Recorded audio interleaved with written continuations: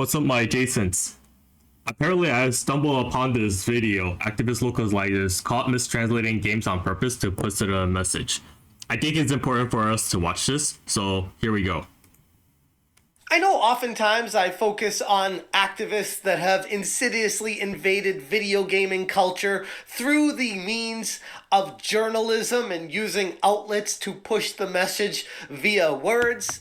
But there's another message to push via words, and that is translators, or otherwise known as localizers in the video game industry. What's going on? Okay, I actually heard about this one, but not from video games, but from the original video of Bleach, Thousand Year Blood War. There was a censorship translation and the English dub translation showing Yumichika talking to Giselle about she quote unquote smells like a man because you reek of semen in the original one. But in the censored version, they just say you smell like a man because it's obvious, which does not make any sense, but I'll continue with this video for this. What's going on, guys? Welcome to another episode of Smash JT. And this character we're going to be talking about today, Katrina Lianadakis, is the definition of the problem when it comes to insidiously pushing a message through an agenda because you're an activist. And if you couldn't tell by her hair color, what she says in a 30-second clip tells you everything you need to know. I know he's stating the stereotype, but it's becoming very obvious to why these stereotypes becoming very obvious to what's going on in the industry. It's not that they're hiding it, it's just that they have the power to do it. About this person's intentions. Smash JT. Hit that subscribe, give me a like, and check out SmashJT.com for the full article breaking down not just this 30-second clip that I'm going to go over in this video, but a lot more details about this character in the game localization process that takes words from Japanese and translates them specifically to fit her agenda in English. This is an art form that delicately takes time to make sure the nuance of what the original author's intent comes across to the end viewer when they're in a different country. But this is an avenue that these... This is really simple to translate whatever you see from games or whatever you see on anime into the English translation. All you have to do is just look at the manga or read the subtitles in the English subtitles with Japanese dub. I don't think it's that hard. And then do it somewhere else in that media. It's like it's easy to pirate anime. Therefore, I'm not saying you should pirate it, but there are people who would do it just for free because no one have the time to spend money on each streaming services.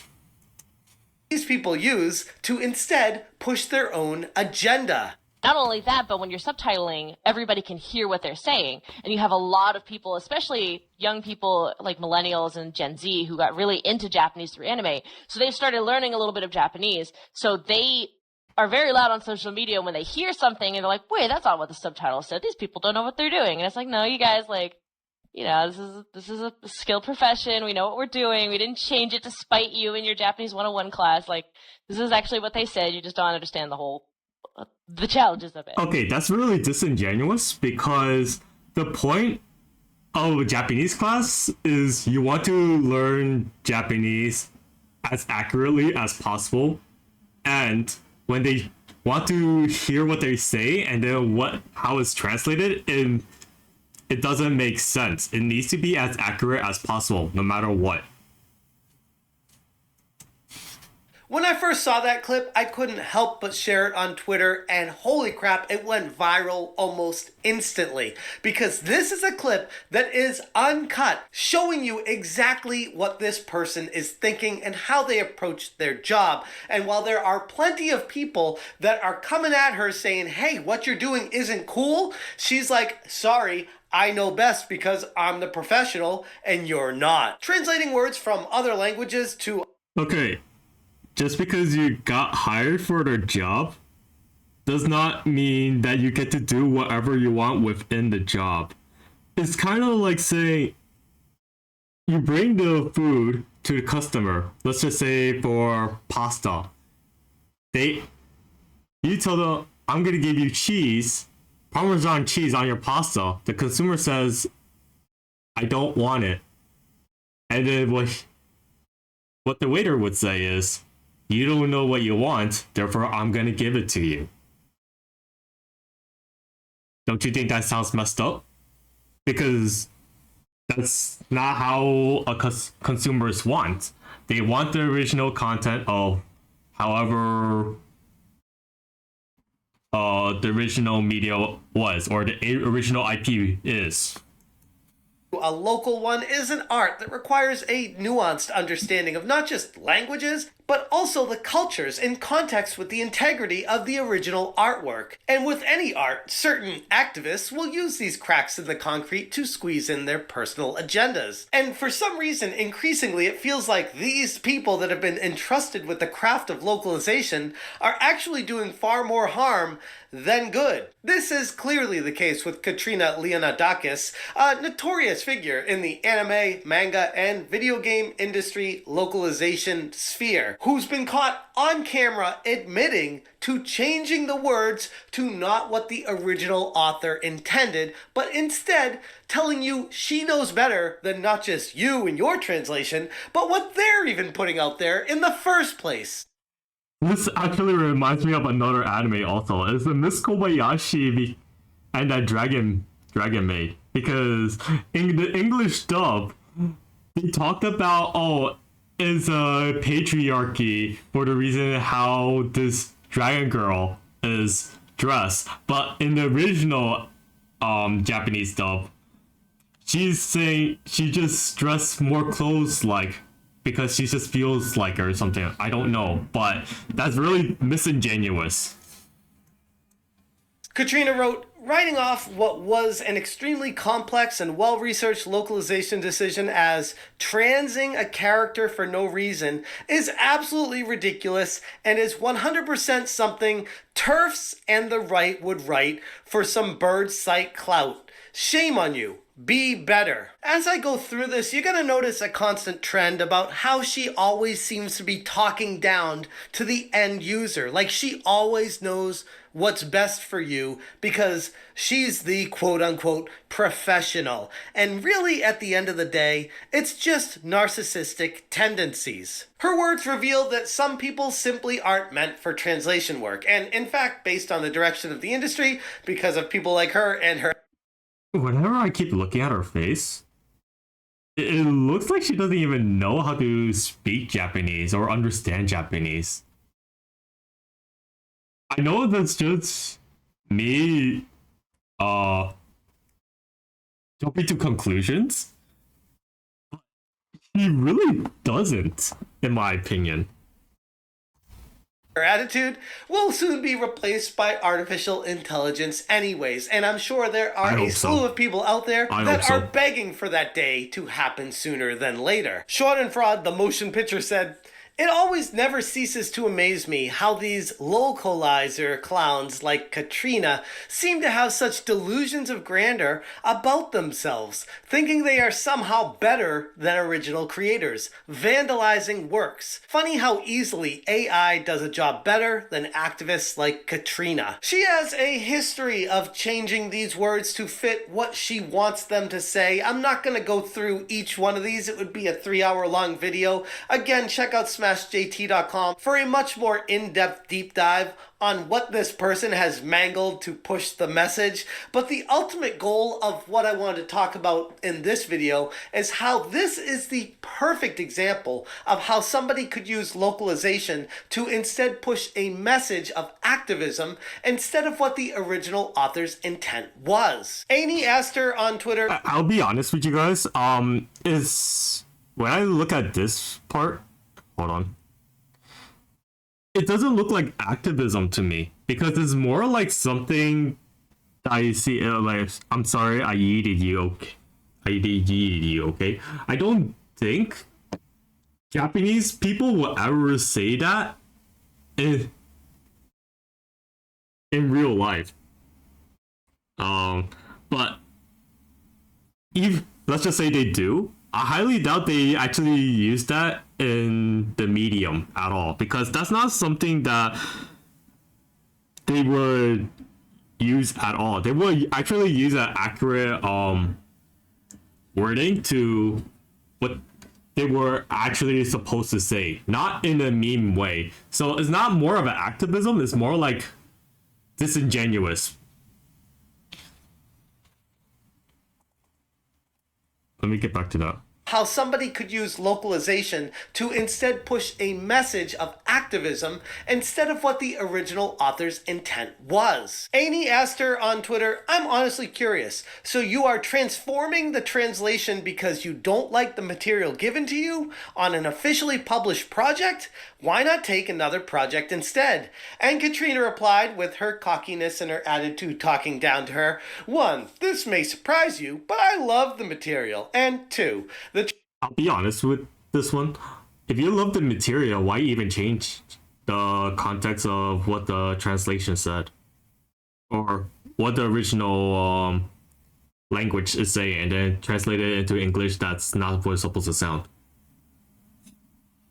Translation is not for you with a heart. Translation, you are not the intended audience. So this person is taking it upon themselves Who to is say, the intended I'm audience? going to inject my own personal ideologies of who I feel like the target audience is, instead of just taking the work from the original artist and translating it to get the emotions across to the end user of what that original artist intended. No, you are not the target audience. I'm going to change it and transform it to what I want, and if you don't like that, then it's not for you. The audacity of some people. And then she continues to try to rationalize her actions by referencing equivalent experience, a concept in translation theory that she goes with. All translation, Okay, why do these type of quote-unquote activists always had to say use the word theory in everything? Because when they use theory, it doesn't really work though.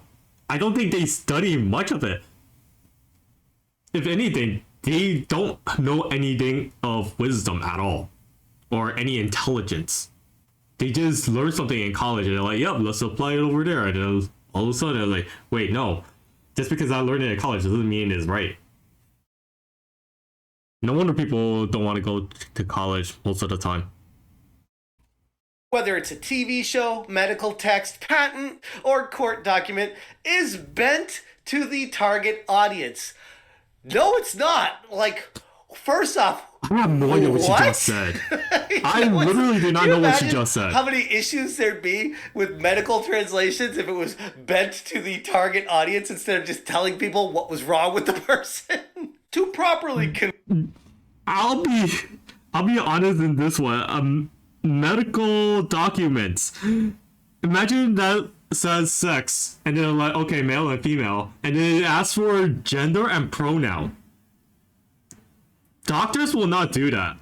I hope that they don't. I hope they don't. But if they do, we're living in a much more a backworld world. Snowbreak, there's no such thing as pronouns, and there's no such thing as gender. They know who they are, they know their sex, and they don't promote activism. It's such a good fan base. Go play Snowbreak if you want to. convey the original. In translation theory, we call this equivalent experience. We need to keep in mind both the source and the target audience. This strikes me as somebody who's trying to make a name for themselves in a cottage industry that does not need to exist. They are inventing problems and then saying they are the solution to them instead of just doing their job of translating the damn words. Like, I get it. There might be some situations where you can say, I can't skin a cat 12 different ways, or you can't, no use crying over spilt milk. Like, there is some local colloquialisms that people. I think it's possible. No, I think it's possible when they use idioms or metaphors, and it could actually translate that. I could disagree with them on that. They just need to have add a side note to whatever the translation should be. It's possible. It's possible. It depends on how the Japanese think of it and how the English people think of it.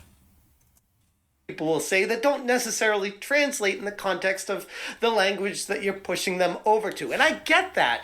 But you're talking about specific situations where you want to get that image across to the end user in the local language. That's literally the purpose of a localizer. And what this Katrina character is saying is, no, I will take into account whatever I want and change it specifically to fit the narrative and goals that I have. You know what this also reminds me of? I just thought about this just now. She's just like 4Kids. You know, those people that localize whatever they see. I was like, oh, look, this is a rice ball. No, it's a jelly-filled donut. Wait, what kind of jelly-filled donut looks white and have seaweed wrapped around that rice ball? That's not a jelly-filled donut, if anything. And there's another one. It's like, oh, look, they replaced the quote-unquote jelly-filled donut, the giant jelly-filled donut that's running down the mountain with a giant sandwich. And which the giant sandwich held intact for some reason. I don't know why. Pokemon is really bad. Yu-Gi-Oh is worse because everything is a lot more censored. So this is what I'm thinking about just right now. I'm glad 4Kids is now no longer there, but Konami is still doing censorship and Yu-Gi-Oh cards. Screw them. Because I need to enjoy the work. Whether it's for me or not, no. I'm going to make it for me, and if you don't like that, then it's not for you. Katrina said, congrats to the entire Metaphor localization team at Sega. Unfortunately, this coincides with more layoffs at Sega, including staff that have been there for years. These talented professionals made Sega/Atlas millions, and this is how the company thanks them. For shame. And Katrina continues to threaten to leave Twitter for Blue Sky, saying, I'll check in now and then, but I'm hoping everyone who matters will migrate away from this hellhole sooner than later, because these people on her side of the aisle cannot. Just thinking about this, I think people might lose money from this, and it's all because of this one bad egg. And if you don't get rid of a bad egg, it's just gonna get even worse. Ghost of Yote is kind of like a good example of that. I know Ghost of Yote. Oh yeah, it's kind of good because the way how you see it, but when people dig into who's working in this project and who's behind this project, you start to realize, oh yeah, I don't want to support this game because of that reason. I understand that. It's best case scenario, you just rely on YouTube gamers just to buy the game and let the viewers understand if they want to buy it or not. If it's a yes, then this game will sell well. If it's no, then the YouTuber did a good job. Dr. Disaster gave a good idea to it. You could thank him. Not ever take accountability for their actions when people are just honestly calling them out saying, hey, I'd really appreciate it if you just translated it verbatim so that we understand what the original artist intended instead of pushing your own agenda into these words. That would be really nice. And she says, how dare you? It's not for you. You're the problem. Everyone's against me. Oh, I'm being harassed now. No. We're asking you to be accountable and do the right thing, or get the hell out of what you're doing. Big Boss replied, it's a hellhole because we can rightfully call you out for your titty translation work. Kate Brito said, how comes you call yourself professional translator when your translations don't match what characters are saying? Your quote-unquote translation only match your hair color ideology. And this is someone that was pointed out by Stuttering Craig on Side Scrollers. By the way, shout out Side Scrollers for 100,000 subscribers. Congratulations. Nice. But he noticed that around her profile picture image on Twitter that she had the AEG. I get 50 subscribers on my channel and get 500 views on this one, please. I don't know. He got it, but I'll ask for a smaller one. IS logo, this yellow ring around it, and when you click on that, it's the Allied Employees Guild Improving Sega. This is a union for Sega, and this is something that she supports. She is pro-union, which You know what? For the longest time, I was like, yeah, pro-union. We need more unions because these game companies are so mean to these employees and just churn and burn them. But then you run across someone like this and you're like, they actually just want a union because they know they suck at their job and they want to hold on to it for as long as they can. And instead of crying victim when they get let go, they can hang on to a union and say, hey, I have a job now because this union is protecting me. And the game companies wouldn't be able to just get rid of her as easy as they'd like to. Learning the Law said, it seems, ladies and gentlemen, that metaphor, Refantanzio, was butchered by localizers, and Katrina Leonidakis is begging the metaphor localizers to join a union so they won't get fired and can keep ruining your games. Translation is not just about the words, it's about conveying culture, emotion, and the original creator's intent to a new audience. The type of localization practices adopted by Leonidakis and her admitted disdain for those who are fluent in Japan or have learned the language demonstrates a very troubling trend among certain translators who feel entitled to shape narratives to fit their own personal perspectives. This is a serious issue. It's a problem that can be resolved by artificial intelligence, but in the meantime, we have to deal with these colored-haired trolls that are coming into the industry saying, nope, we're going to make this the way I want to make it for me, and I don't give a crap about the original artist's intent. I don't give a crap if it's not for you anymore. Yeah, but yeah, that makes so much sense. It's just like saying, yo, I'm making it for me, so who is it made for at this point? Because if you're not making it for the audience, then what's the point of making this type of project in the first place? It's like, I'm not catering it to anyone. I'm going to cater to myself. Okay, how are you going to make money from that? It's like, I'm going to make people suck up to it. You know, communism. Because you must take this product and you will like it. That's their ideology. It's a very shame. Because I actually want to be a voice actor. And if I read something that doesn't make sense, I would say, yeah, I don't want to read this. I don't want to voice whatever that's translated or whatever that's written to me because it doesn't make. I don't want the audience to know that this is the script that's handed to me. It's very disingenuous. That's all it is. After it comes through me, I'm the one in charge. I have all the power, the magical words at my fingertips that I control that go out there to the masses. I begin to wonder who's her boss. It's like, should we contact her boss? And they're like, yo, this is not something we should do. It's like, I understand. I'll be honest. Gamers are and this will be a very controversial thing.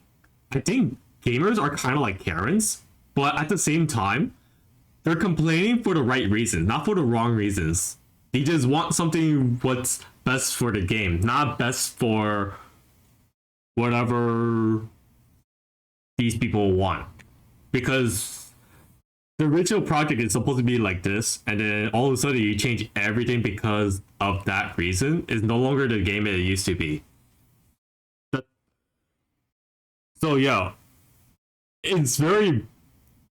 my apologies for saying gamers are kind of like Karens, but part of that true, part of it is not always true to an extent.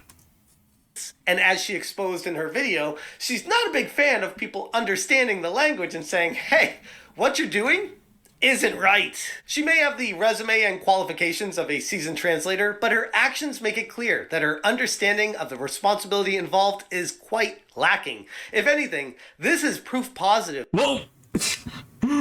There it is. There it is.